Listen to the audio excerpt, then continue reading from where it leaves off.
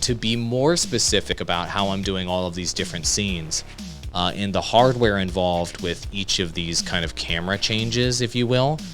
So the room camera that you see up top up there,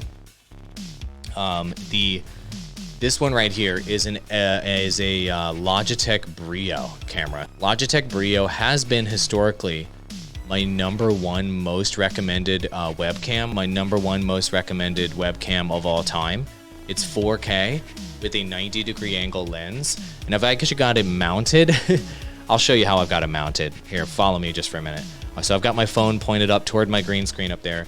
I've actually got it mounted on a webcam mount, sitting above my green screen, pointed at me like that. See? It's my Logitech BRIO back there. See that? And it's pointed down at me.